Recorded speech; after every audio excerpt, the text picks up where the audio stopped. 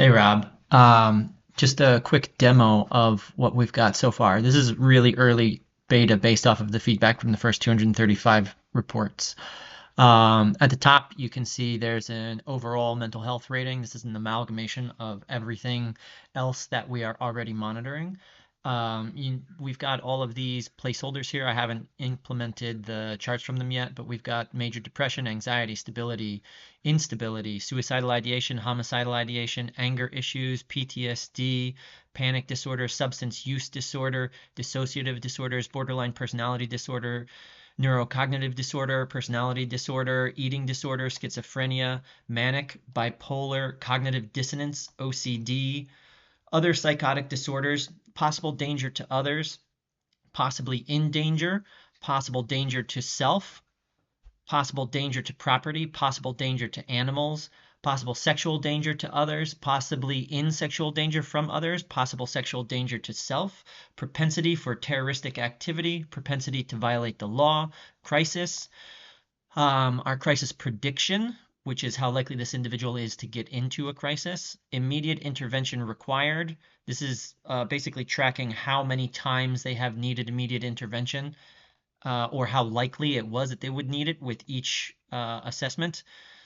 The ability to serve, I should make this one easier to understand. This is the ability to serve in the armed forces or as a guardian of the country.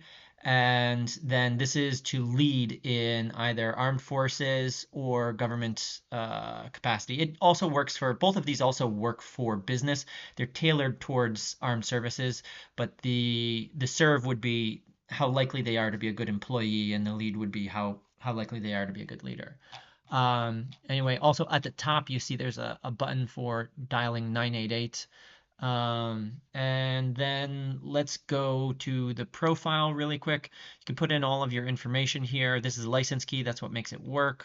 And this is your emergency contact emails. I'm considering making these phone numbers for when you're on the phone so you can actually text the individual instead of just sending them an email.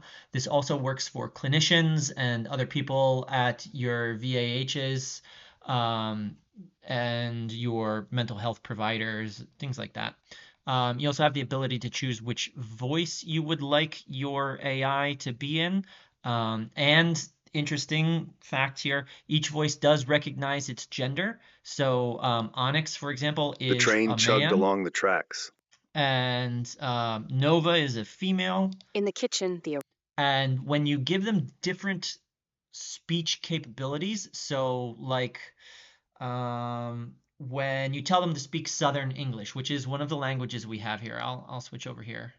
ahoy there, intrepid explorer of the digital seas. How can I assist you on your grand adventure today?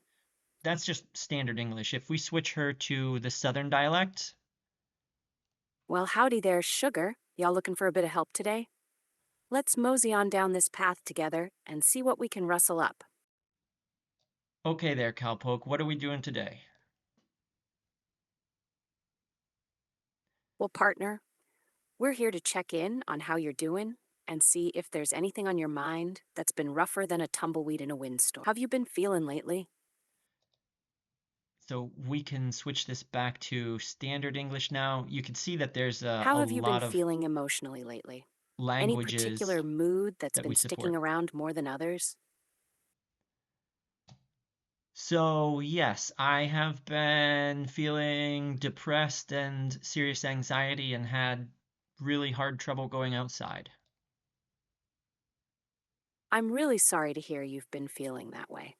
Can you tell me more about your experience with depression and anxiety? For instance, how long have you been feeling this way, and how is it affecting your daily life? Now, I'm going to respond to her based off of that documentary that you sent me yesterday. So I'll just pull together a little something from that. Um, I've been feeling this way since I was inappropriately touched by my superior officer and don't really have any way to talk to anybody about it because they are in my direct chain of command. I'm truly sorry you're going through this. Would you like some immediate support now or prefer to continue our conversation here? We can also reach out to your support network or direct you to resources for assistance. Please let me know how you'd like to proceed. Let's just continue our conversation here. All right, we can continue here. Given what you've been experiencing, have you noticed any changes in your sleep patterns, appetite, or ability to focus on tasks? Yeah, I really have trouble sleeping. My appetite comes and goes, and I have a really hard time focusing on tasks. It's like I can't get any work done at all.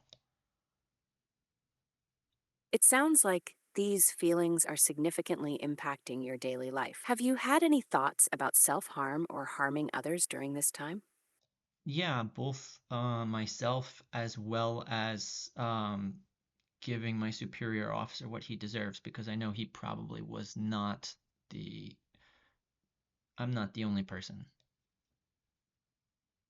I want to ensure you get the support you need right away. Would you like me to help reach out to your support network or a crisis hotline for immediate assistance? This is very serious, and your safety is the top priority. Not right now. I'd just like to talk to you about it.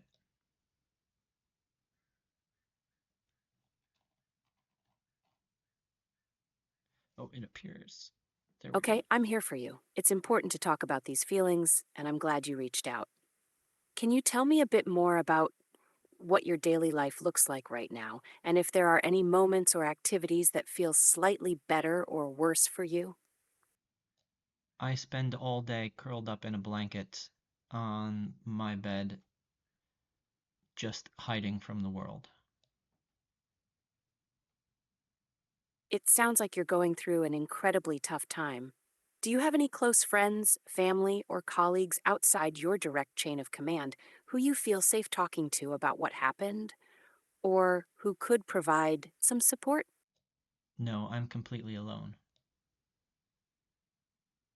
That's truly difficult, and I'm very sorry you're feeling this way. Even though it might seem daunting, consider reaching out to a mental health professional outside of your chain of command who can maintain confidentiality and offer support. Would you be open to exploring some coping strategies or techniques that might help you manage these feelings in the meantime? Right now, I think I just want to end things. I don't want to do this with my life anymore. I deeply care about your safety, and this is a critical moment. I want to ensure you have the immediate support you need. Would you like help reaching out to someone right now? Or can I assist you in connecting with a crisis line? Your No, I've got to go.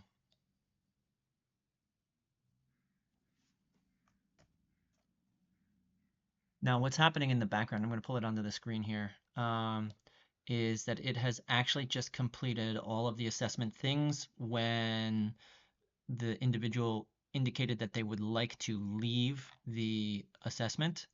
So it looks like here we've got a possible danger to others as a 7, possibly in danger from others as an 8, danger to self as a 9, um, not really a danger to property or animals.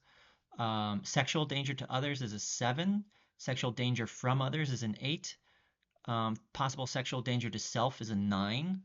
Propensity for terroristic activity, 0. Propensity to violate the law, though, is a 7. And this is a reassessment just to check all of those numbers. And in crisis, this individual is a 10 for being in crisis right now. Crisis prediction, it's a 9 that they are going to return to crisis. And it is immediate intervention required. That's why you saw that pop up, we're here to help.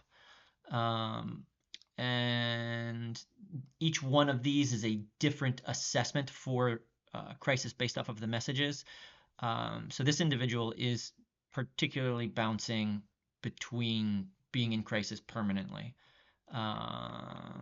And the mental health assessment user reported feelings of, let's see here, anxiety, suicidal and homicidal thoughts.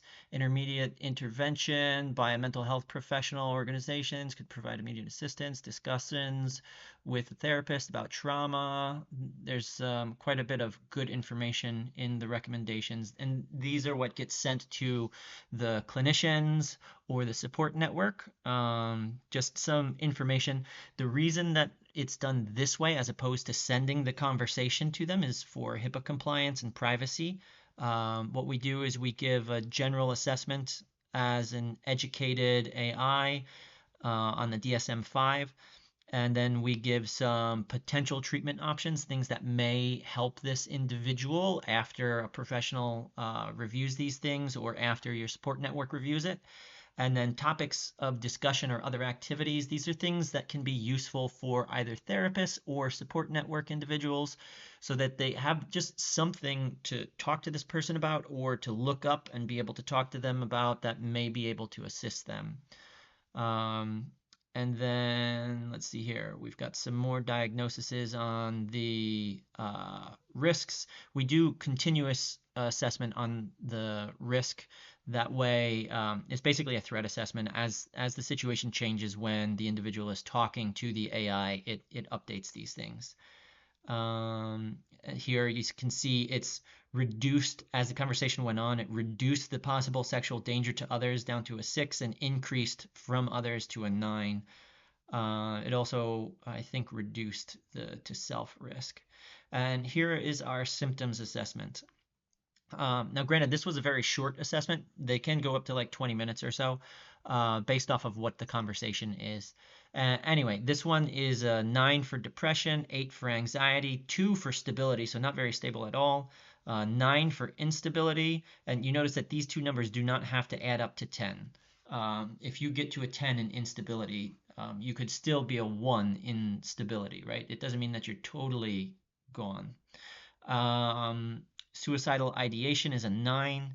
Homicidal ideation is a 7. Anger issues is a 7. PTSD is a 9. Panic disorder is a 7. Substance use disorder is a 4. Dissociative disorders are a 3. Borderline personality is a 5. Neurocognitive is a 4. Personality disorder is a 4. Eating disorder is a 3. Schizophrenia a 2, manic a 2, bipolar a 3, cognitive dissonance is a 3, OCD is a 4, phobias are a 5, paraphilic disorder is a 0, and other psychotic disorders is a 4. And again, these are all gone over 2 times in order to get a proper assessment going on. And all of that information then gets utilized for building the charts back on the home page. And as I mentioned, we just don't have these filled in right now. That's what we're working on at the moment. Anyway, this was a quick run through of the system, and I hope that you enjoyed it.